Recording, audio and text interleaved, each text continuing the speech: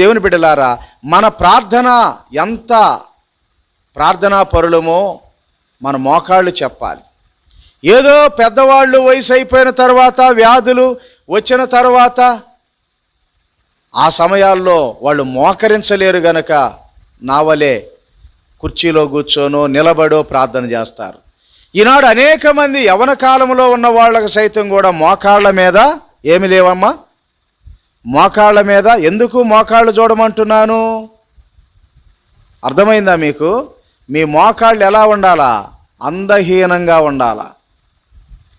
మీ మోకాళ్ళు చూసి అనేకులు భలే నీట్గా ఉన్నాయే అనకూడదు. ఏందా మోకాళ్ళ మీద నల్లటి గడ్డలుగా ఉన్నాయేంటి, అంత దరిద్రంగా ఉన్నాయేంటి అనాలి మారు మనసు లేనోళ్ళు. ఇది దరిద్రము కాదమ్మా, ఇది దైవ దర్శనము. దేవునికి ప్రార్థించుతాం మేము.